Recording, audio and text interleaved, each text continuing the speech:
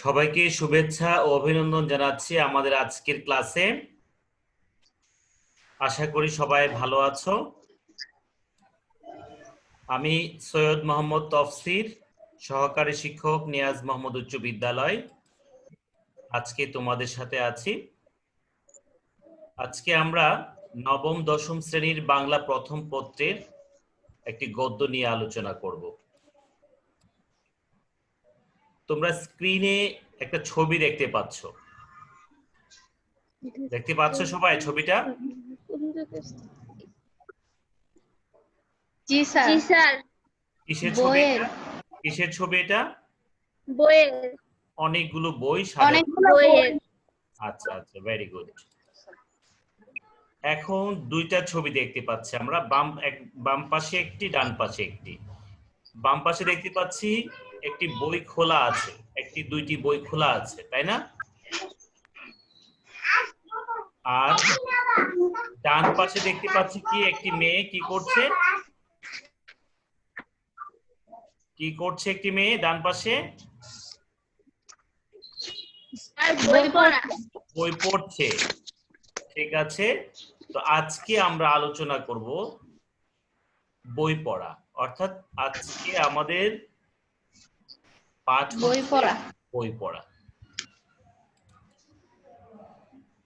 আজকের আলোচনা থেকে তোমরা লেখক সম্পর্কিত জ্ঞানমূলক প্রশ্নের উত্তর বলতে পারবে, শব্দার্থ লিখতে ও বাক্যে প্রয়োগ করতে পারবে, আমাদের দেশের প্রচলিত শিক্ষা ব্যবস্থার ত্রুটি চিহ্নিত করতে পারবে। প্রথমে আমরা এই বই পড়া প্রবন্ধের লেখকের পরিচয়টা জেনে নেই। যিনি লিখেছেন এই বই পড়া প্রবন্ধটি, তার জন্ম হচ্ছে 1868 খ্রিস্টাব্দের 7 আগস্ট। তার জন্মস্থান যশোর, পৈতৃক নিবাস হচ্ছে হরিপুর গ্রামে। তার ছদ্মনাম হচ্ছে বীরবল। তার সম্পাদিত পত্রিকা হচ্ছে সবুজ পত্র। বাংলা গদ্যে চলিত রীতির প্রবর্তক তিনি। আর উনি মৃত্যুবরণ করেছেন 2 সেপ্টেম্বর 1946 খ্রিস্টাব্দ। আমরা এতক্ষণ আমাদের আজকের প্রবন্ধের লেখকের পরিচিতি জানলাম। নামটি কি? লেখকের নাম কি আমরা জানি? লেখকের নাম হচ্ছে প্রমথ চৌধুরী। ঠিক আছে, প্রমথ চৌধুরী অর্থাৎ প্রাবন্ধিক প্রমথ চৌধুরীর উল্লেখযোগ্য কয়েকটা গ্রন্থ আমরা দেখি। একটি গ্রন্থ হচ্ছে আহুতি, 4 ইয়ারি কথা, নীল লোহিত ইত্যাদি। আমরা কয়েকটা শব্দের অর্থ জেনে নেব। অনেকগুলো শব্দ আছে, সবগুলো শব্দের অর্থ আমরা এখানে দেখব না, তোমরা মেইন বইয়ের মধ্যে পড়ে নিবে। কয়েকটি শব্দের অর্থ আমরা এখানে দেখব। একটি শব্দ হচ্ছে কি ডেমোক্রেসি। ডেমোক্রেসি শব্দের অর্থ কি? গণতন্ত্র। গণতন্ত্র। ভেরি গুড, গণতন্ত্র। উদ্বাহু। উদ্বাহু শব্দের অর্থ হচ্ছে ঊর্ধ্ববাহু, অর্থাৎ উপরে 2 বাহু প্রসারিত করা, ঊর্ধ্ববাহু। তারপরে প্রচ্ছন্ন। প্রচ্ছন্ন শব্দের অর্থ কি? গোপন। গোপন। অবগাহন। অবগাহন শব্দের অর্থ হচ্ছে সর্বাঙ্গ ডুবিয়ে গোসল, অর্থাৎ সমস্ত শরীর ডুবিয়ে গোসল করা।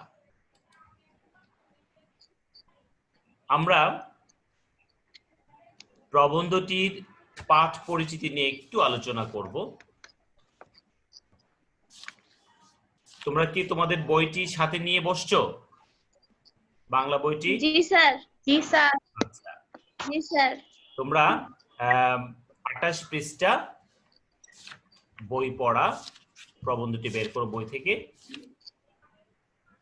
আমরা প্রবন্ধের অর্থাৎ বই পড়া প্রবন্ধের পাঠ পরিচিতিটা আমরা আজকে প্রথমে আলোচনা করব। বই পড়া প্রবন্ধের প্রবন্ধটি প্রমথ চৌধুরীর প্রবন্ধ সংগ্রহ থেকে নির্বাচন করা হয়েছে। অবজেক্টিভ প্রশ্ন কিন্তু এখানে একটা থাকতে পারে। বই পড়া প্রবন্ধটি প্রমথ চৌধুরীর কোন গ্রন্থ থেকে, কোথা থেকে সংগ্রহ করা হয়েছে? প্রমথ চৌধুরীর প্রবন্ধ সংগ্রহ থেকে কি নির্বাচন করা হয়েছে। একটি লাইব্রেরির বার্ষিক সভায় প্রবন্ধটি পঠিত হয়েছিল। একটি লাইব্রেরির বার্ষিক সভায় প্রবন্ধটি পঠিত হয়েছিল। অর্থাৎ আমরা দেখি যে বিভিন্ন জায়গায় বিভিন্ন অনুষ্ঠানের মধ্যে কোনো প্রবন্ধ পঠিত হয়, একজন একটা প্রবন্ধ লিখেন আর এই প্রবন্ধটি একজন পাঠ করেন আর কয়েকজন আলোচক থাকেন এই প্রবন্ধটির উপর আলোচনা করেন। একই রকম একটি প্রবন্ধ আলোচিত হয়েছিল একটা লাইব্রেরির বার্ষিক সভার মধ্যে। আমাদের পাঠ চর্চার অনভ্যাস যে শিক্ষা ব্যবস্থা ঘটেছে তা সহজেই লক্ষণীয়। প্রাবন্ধিক এখানে একটি কথা বলতে চেয়েছেন যে আমাদের পাঠ চর্চার অনভ্যাস যে শিক্ষা ব্যবস্থার ত্রুটির জন্য ঘটেছে তা সহজেই লক্ষণীয়। আচ্ছা, সহজেই লক্ষণীয় উনি কেন বলেছেন আমরা আলোচনা করলেই বুঝতে পারবো যে প্রাবন্ধিক কেন এই কথাটা বলেছেন। আমরা একটু সামনে এগোই, তারপরে এটা আলোচনা করব। আর্থিক অনটনের কারণে অর্থকরী নয় এমন সবকিছুই এদেশে অনর্থক বলে বিবেচনা করা হয়। কি বলছে? আর্থিক অনটনের কারণে অর্থকরী নয়, অর্থাৎ এতে আমার আর্থিক অবস্থার পরিবর্তন হবে না, আর্থিক সচ্ছলতা আসবে না। আমি যদি একটি বই পড়ি, এখন এই বইটা পড়লে আমার কোনো লাভ হচ্ছে না, আপাত দৃষ্টিতে মনে হচ্ছে যে আমার কোনো লাভ হচ্ছে না, এর থেকে আমি কোনো টাকা পয়সা পাবো না, এই জন্য আমাদের একটা অনীহা সৃষ্টি আছে পাঠের প্রতি, বইয়ের প্রতি। তো এর আগের কথাটা যে উনি বলেছেন যে আমাদের পাঠ চর্চার অনভ্যাস যে শিক্ষা ব্যবস্থার ত্রুটির জন্য ঘটেছে তা সহজে লক্ষণীয়। শিক্ষা ব্যবস্থার ত্রুটিটা আসলে কি?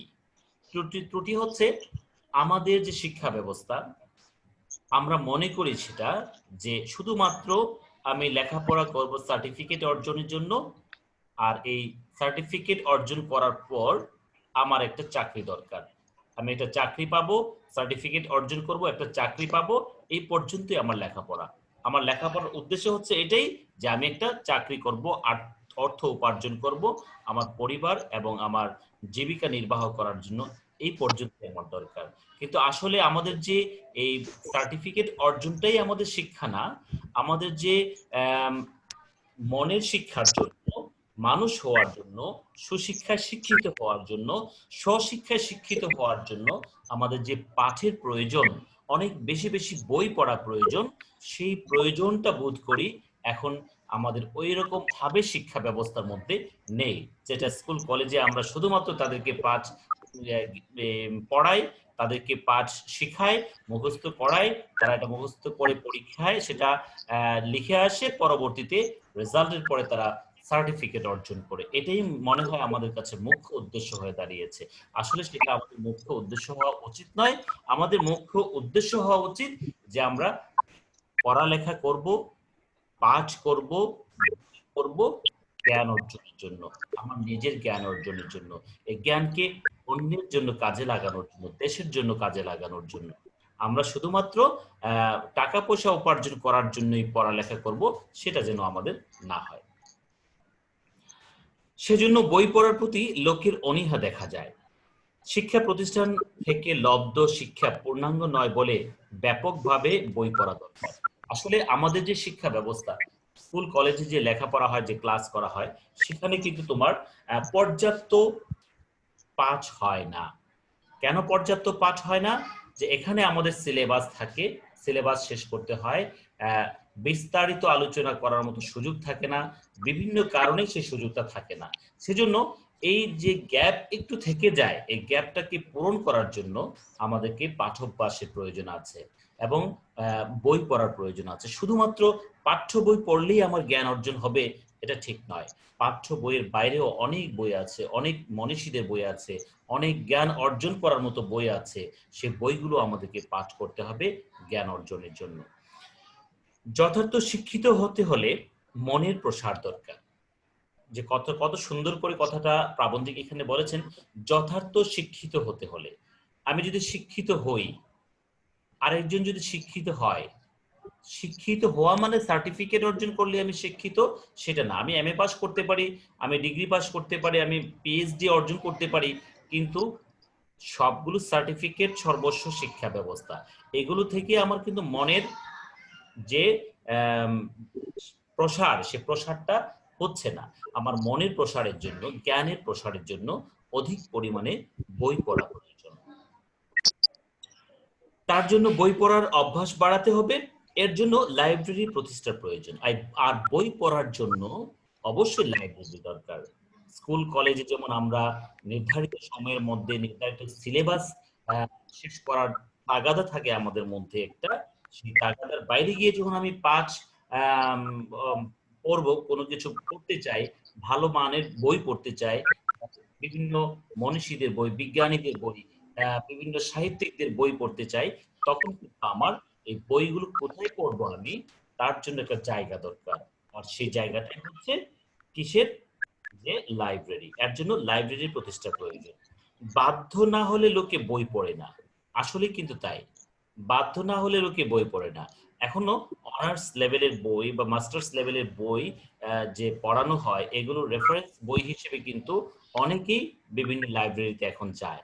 ওইখানে অনেক ধরনের সাহিত্যিক, অনেক গবেষকদের বই তারা পড়ে, তারপরে এখান থেকে অর্জিত জ্ঞান তারা পরবর্তীতে তাদের শ্রেণীর জন্য, তাদের পাঠের জন্য তারা কাজে লাগায়।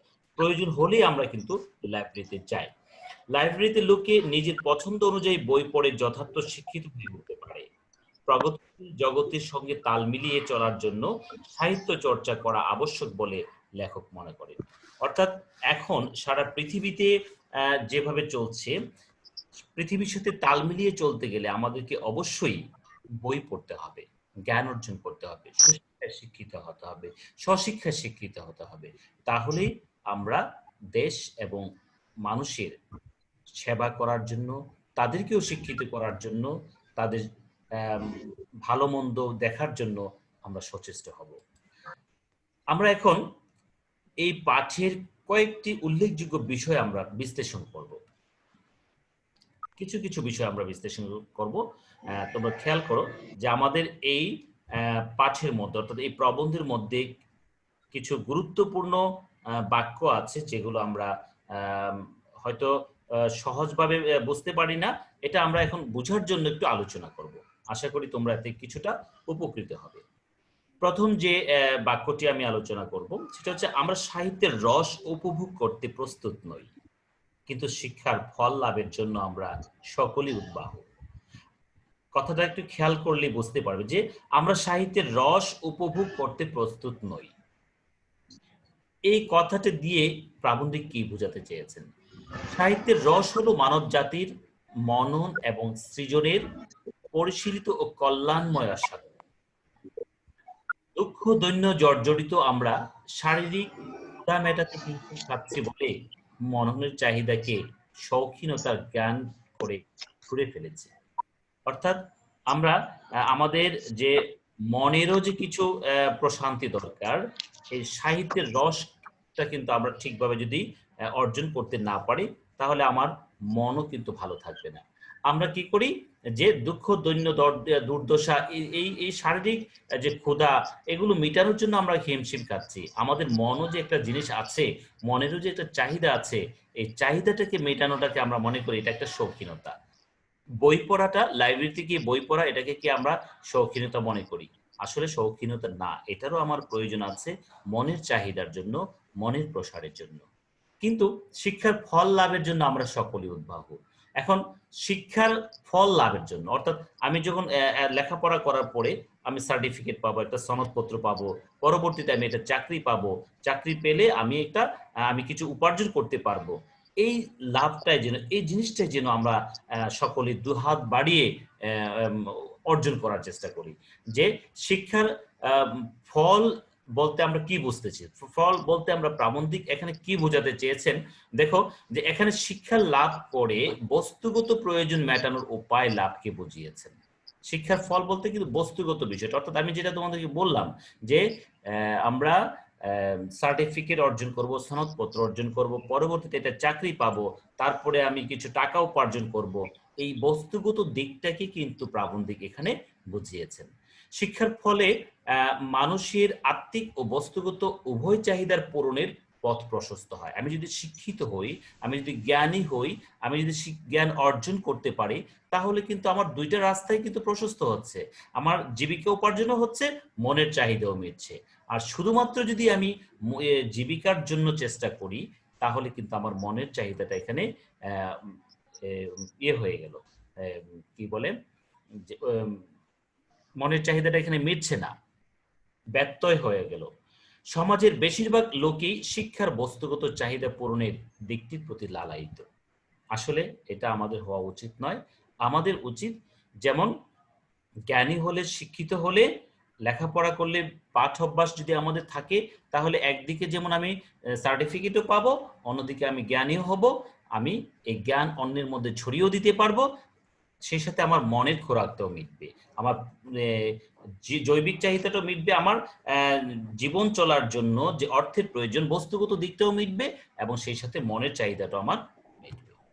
পরবর্তী দেখে আমরা কি আছে, এ যুগে যে জাতির জ্ঞানের ভান্ডার শূন্য, সে জাতির ধনের ভাঁড়েও ভবানী।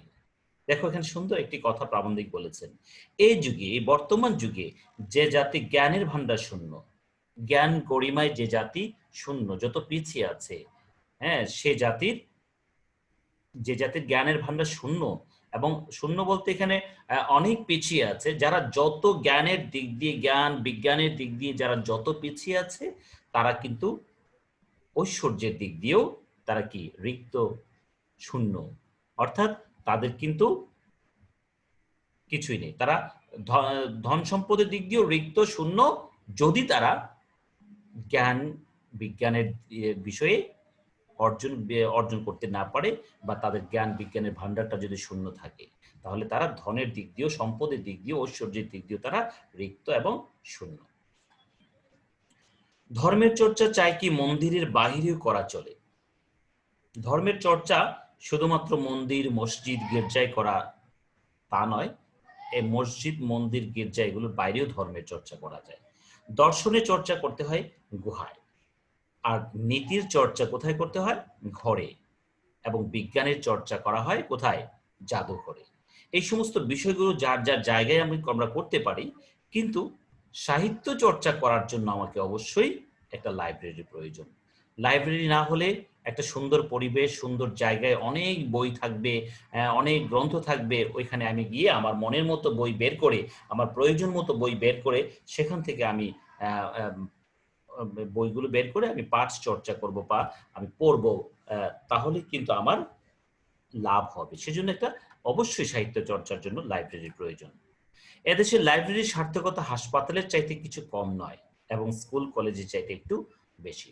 দেখো এখানে এদেশের লাইব্রেরির সার্থকতাটা হাসপাতালের চাইতে কিছু কম নয়, কি কথাটা বলছে এখানে দেখো, যে আমাদের শরীর অসুস্থ হলে আমরা কি করি? তা নিরাময়ের জন্য হাসপাতালে যাই। হাসপাতালে হচ্ছে আদর্শ স্থান, যে আমাদের শরীর অসুস্থ হলে আমাদেরকে হাসপাতালে যেতে হবে। কিন্তু মানব জীবনের অপর সত্তা, শরীরটা যেমন একটা, আবার অপর একটা সত্তা হচ্ছে, সেটা হচ্ছে আত্মা। এই আত্মা যদি অসুস্থ হয়, তাহলে তার নিরাময়ের জন্য আমি কোথায় যাব? তার নিরাময়ের জন্য আপাত দৃষ্টিতে কোনো ব্যবস্থা কিন্তু আমাদের নেই। প্রাবন্ধিক এক্ষেত্রে বলেন যে মনের বা আত্মার নিরাময় ও তার উন্নতির সাধনে লাইব্রেরি হচ্ছে আদর্শ স্থান, একরকম হাসপাতাল। অর্থাৎ মনের অসুস্থতার জন্য, আত্মার অসুস্থতার জন্য, তার চিকিৎসার জন্য লাইব্রেরি হচ্ছে আদর্শ স্থান এবং একটি হাসপাতালের মতো। আর এখানে অবশ্যই স্কুল কলেজের চাইতে কোনো অংশে কম নয় এই হাসপাতালের, এই লাইব্রেরির অবস্থা। লাইব্রেরিটা স্কুল কলেজের চাইতেও একটু বেশি গুরুত্ব বহন করে। সুশিক্ষিত লোক মাত্রই স্বশিক্ষিত, অর্থাৎ শুধুমাত্র লেখাপড়া করলেই যে একজন মানুষ শিক্ষিত হয়ে যাবে সেটা কিন্তু না।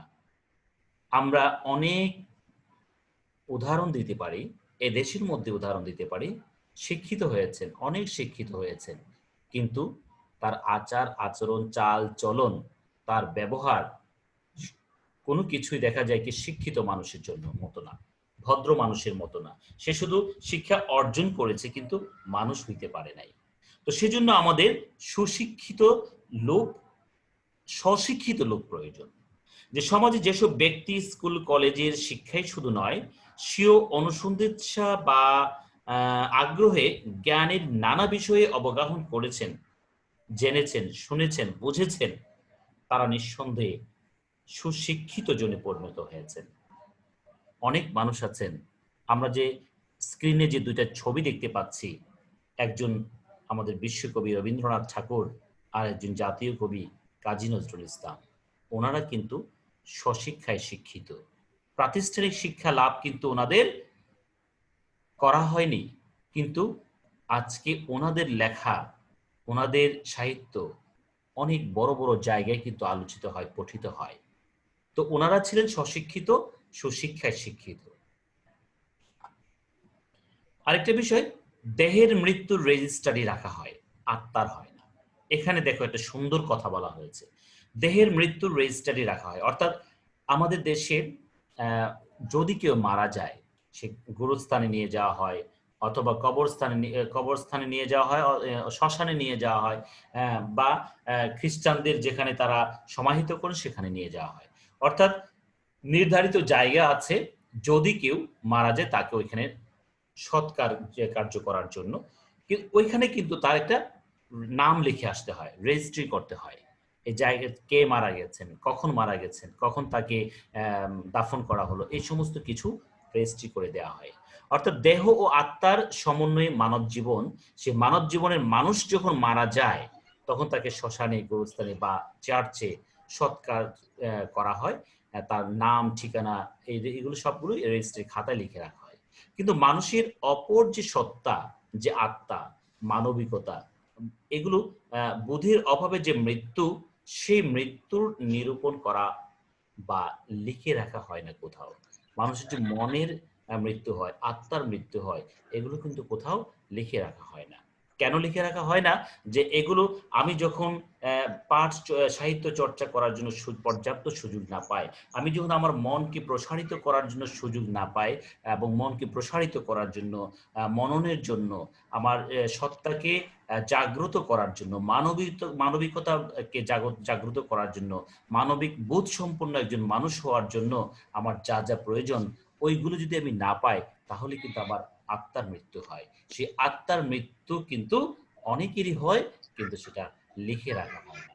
সেজন্য এখানে প্রাবন্ধিক বলেছেন, দেহের মৃত্যুর রেজিস্ট্রারি রাখা হয়, আত্মার হয় না। পাশ করা আর শিক্ষিত হওয়া এক বস্তু নয়। একটু আগে তোমাদের সাথে যে আমি যে আলোচনা করলাম, যে পাশ করা মানে সার্টিফিকেট অর্জন করা আর শিক্ষিত হওয়া এক কথা নয়। শিক্ষিত হতে হবে সুশিক্ষায় শিক্ষিত, স্বশিক্ষায় শিক্ষিত। আর সার্টিফিকেট সর্বস্ব বা সনদধারী শিক্ষিত হওয়ার কোনো প্রয়োজন নেই, এগুলো এক কথা নয়। আমরা একটু দেখি, তোমরা যার যার যে যেখানে আছো যার যার মতো করে এগুলো একটু উত্তর করার চেষ্টা করবে। দেখি, প্রাবন্ধিকের দৃষ্টিতে লাইব্রেরির স্থান কোথায়? স্কুল কলেজের চাইতে উপরে, হাসপাতালের সমান, স্কুল কলেজের চেয়ে নিচে, নাকি হাসপাতালের উপরে? বলতে পারবে কেউ? প্রাবন্ধিকের দৃষ্টিতে লাইব্রেরির স্থান কোথায়? স্কুল কলেজের চাইতে উপরে। স্কুল কলেজের চাইতেও স্কুল কলেজের চাইতে উপরে। আহ,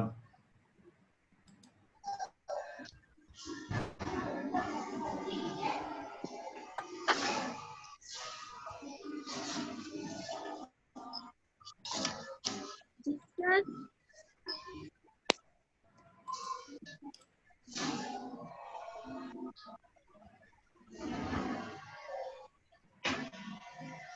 দেখতে পাচ্ছ এখানে, প্রাবন্ধিকের দৃষ্টিতে লাইব্রেরির স্থান কোথায়? হাসপাতালের সমান, স্কুল কলেজের চাইতে উপরে। দুইটাই যদি থাকে, তোমরা হাসপাতালের সমান এটাই দিবে, কারণ এখানে এই দুইটাই উত্তর হয়, কিন্তু হাসপাতালের সমান এটাই হবে সর্বোৎকৃষ্ট, সঠিক এবং সর্বোৎকৃষ্ট উত্তরটা লিখতে হবে। আচ্ছা, এখানে কোন গ্রন্থটি কবির প্রাবন্ধিকে লেখা নয়? বিচিত্র প্রবন্ধ, আহুতি, 4 ইয়ারির কথা, নীললোহিত। কোনটা এই প্রাবন্ধিকে লেখা নয়? টিকটিনি দেওয়া আছে কিন্তু বিচিত্র প্রবন্ধ। ঠিক আছে,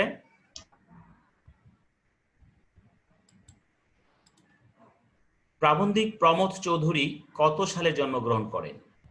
দেখো 1861, 1871, 1868, 1878। সঠিক উত্তরটা হচ্ছে 1868। নিচের কোন গ্রন্থটি 1868। লেখা নয়? এটা তো আমরা একটু আগে আলোচনা করলাম।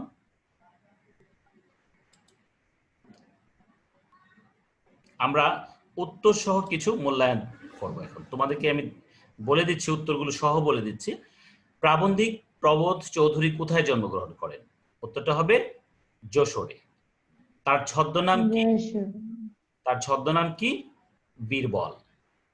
বই পড়া প্রবন্ধ বীরবল। থেকে নেওয়া হয়েছে, প্রবন্ধ সংগ্রহ থেকে নেওয়া হয়েছে। প্রবন্ধ সংগ্রহ। প্রচ্ছন্ন শব্দটির অর্থ কি? গোপন। লেখক কোন পত্রিকা সম্পাদনা করেছেন? সবুজ পত্র, তাই না? সবুজ পত্র। আচ্ছা, জি স্যার। এখানে কারদানি শব্দের অর্থ কি? বাহাদুরি। ভাড়ে ও ভবানী শব্দটির অর্থ কি? রিক্ত বা শূন্য। রিক্ত বা শূন্য। শূন্য। ঊর্ধ্ববাহু বা উদ্বাহু শব্দটির অর্থ কি? ঊর্ধ্ববাহু। ঠিক আছে,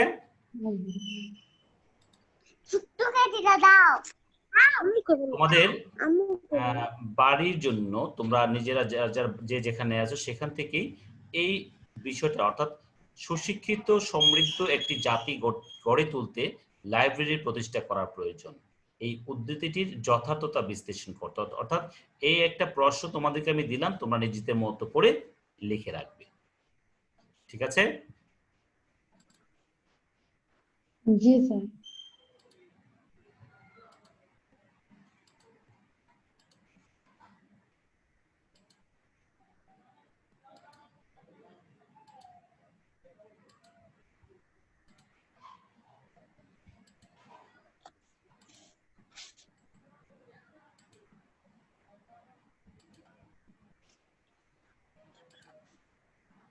তো আজকে এই পর্যন্তই।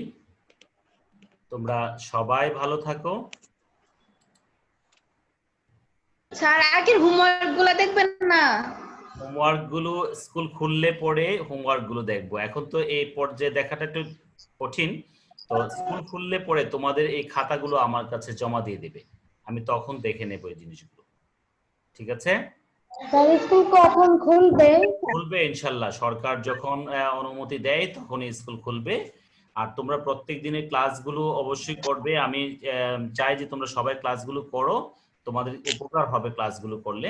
আর যখন স্কুল খুলবে তখন তোমাদের এই খাতাটা আমার কাছে জমা দেবে। আমি যে বাড়ির কাজগুলো দিচ্ছি এগুলো আমার কাছে দিয়ে দিবে, আমি তোমাদের এই খাতাগুলো দেখবো তখন। জি স্যার। তো সে পর্যন্ত সবাই ভালো থাকো, সুস্থ থাকো। আল্লাহ হাফেজ। আসসালামু আলাইকুম স্যার। ওয়ালাইকুম আসসালাম।